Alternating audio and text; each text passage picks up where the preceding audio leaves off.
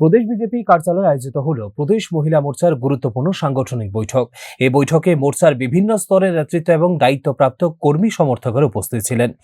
সংশ্লিষ্ট বৈঠকে প্রদেশ বিজেপি সভাপতি সাংসদ রাজীব ভট্টাচার্য উপস্থিত থেকে সংবাদ মাধ্যমের সাথে প্রতিক্রিয়া দেওয়ার সময় দাবি করলেন, সাংগঠনিক রীতি অনুযায়ী বিজেপি দল কিছুদিন পরপর স্বাভাবিকভাবে প্রত্যেকটা মোর্চাকে নিয়ে বৈঠক সংগঠিত করে। এই বৈঠকগুলোর মাধ্যমে সাংগঠনিক রীতিনীতি এবং কৌশল নির্ধারিত হয় বলে রাজীব ভট্টাচার্য অভিমত প্রকাশ করেন। আজকের এই বৈঠকে মূলত দেশের প্রধানমন্ত্রী হিসেবে নরেন্দ্র মোদীর শাসনকালে 12 বছরের সময়ের ব্যবধানে মহিলাদের জন্য কি কি পদক্ষেপ বা কর্মসূচি গৃহীত হয়েছে, বাস্তবায়িত হয়েছে, এগুলো সম্পর্কে সকলকে অবগত করার জন্য মহিলা মোর্চা আগামী দিনে কর্মসূচি সংগঠিত করবে এবং এই সমস্ত কর্মসূচিগুলো সম্পাদনের ক্ষেত্রে নীতি নির্দেশিকা স্থির করার জন্য আজকের এই বৈঠক বলে দাবি করেছেন রাজীব ভট্টাচার্য।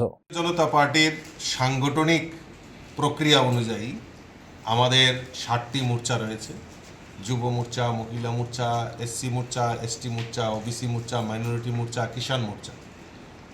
তো আমরা এই সাংগঠনিক রূপকে আমরা বিভিন্ন সময়ে আমরা এই সাংগঠনিক মিটিং এবং এই মোর্চাদের সঙ্গে বিভিন্ন পর্যায়ে তাদের কর্মসূচি নিয়ে আমরা মিটিং করে থাকি।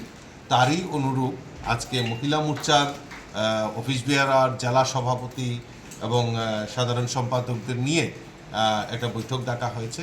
তার গুরুত্ব হচ্ছে আগামী দিন আমাদের দেশের যশস্বী প্রধানমন্ত্রী নরেন্দ্র মোদীজি 12 বছর পূর্তি সরকারের হচ্ছে।